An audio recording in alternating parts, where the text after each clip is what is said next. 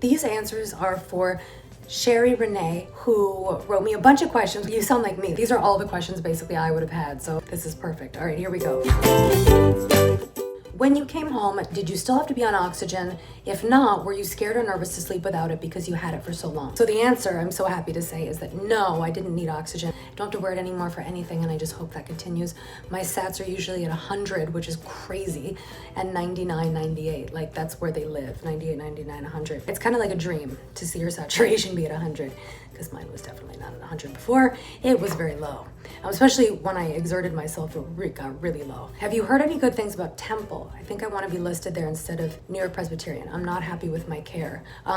No, I don't know anything about anything, to be honest. In terms of New York Presbyterian, all I know is that I went there 7 years ago and they wanted me to list and I didn't want to at the time, and I didn't want to have anything to do with anything at the time. All I know is that UCLA has been unbelievable. Like, my doctor, Dr. Arda Holly, has been unbelievable, amazing in every way. And the care and the nurses and the professionalism and the kindness, and like, I have never experienced this in all my life.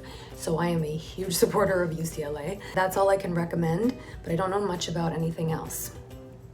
Next question. These are all from Sherry, by the way.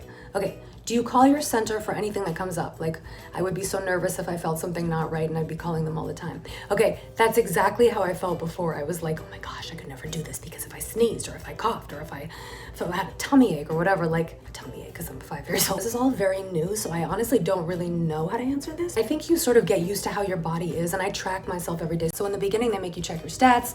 And the thing that makes it kind of less worrisome, I think, is that you have these clinic visits.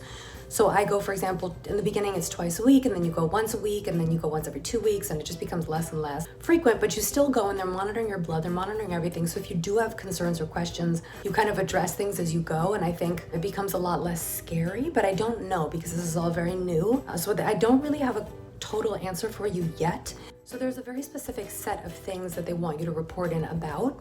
So it becomes a little clearer, like if you feel this, if you feel this, if you feel this, it's nausea, then you do report in. But it's not as overwhelming as I thought it was. At least it hasn't been yet. If anything crazy happens, you have so many numbers of people to contact at all hours. You have pagers, you have like emergency this, emergency that. So it feels, at least in my case, that you're very well cared for, you're very well protected, and that if there is something, they can address it really quickly. How did it feel after your first cup of coffee in forever? So amazing. It was unbelievable. It's crazy.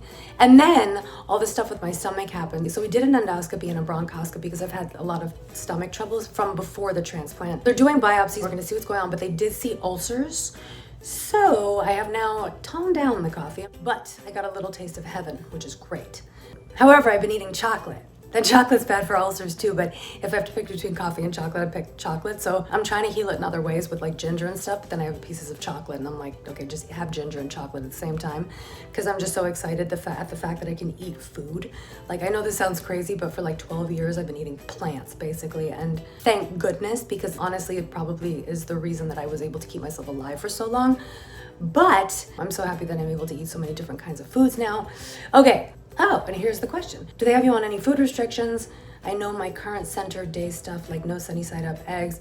Okay, so food, yes, there are restrictions. However, because I've been so restricted for so long, these restrictions are honestly seeming like nothing. They don't want you eating anything like raw, undercooked or raw meat, like eggs that are undercooked, for example. So yeah, sunny side might be tricky, but scrambled is okay. They don't want you eating, like sushi. And then there are other like really strangely specific things. Like, for example, oranges you can eat, but you can't eat Valencia oranges. Why is a Valencia orange bad? I don't know, but you can't eat a Valencia orange.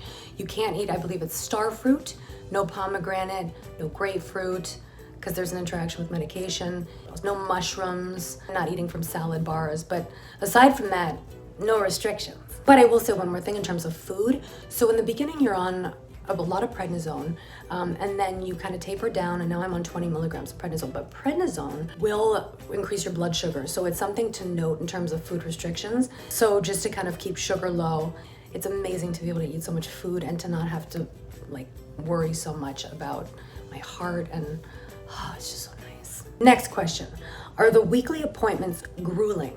I can only speak for UCLA and my experience there, but the weekly appointments are actually great because they give you this great sense of like progress and where you are. And of course, if there are concerns, you can address them. And again, the weekly appointments turn into every other week, turn into every month. Well, wait, I don't know if they turn into every month, but they turn into like every 2 weeks.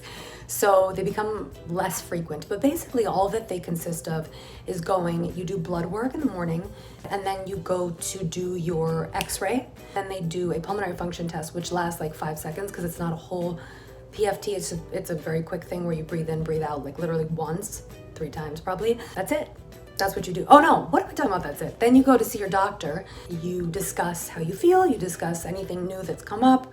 You discuss anything you need to discuss. It sounds like a lot, but it's actually very quick. Everything probably takes about like an hour and a half, maybe 2 hours total. And I think what makes this not grueling is finding a place that you really like. I know it's a hospital, so it's hard to like a hospital, but to find a place that you really feel comfortable in. For example, UCLA, because I'm such a fan of the place and because I trust them and because I've had so far great experiences there, going there is not something I dread.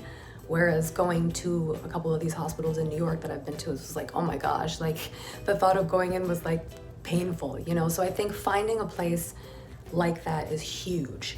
To diminish that feeling. Are any of the meds upsetting your stomach? So this is kind of a hard one to answer because I already had stomach issues going into this.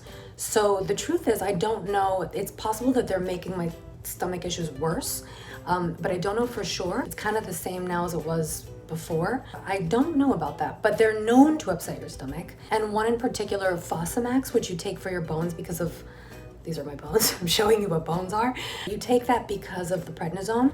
And that is known to be very harsh on your stomach. However, again, I have not felt much of a difference before and after. Well, I imagine in time also your body gets used to these things.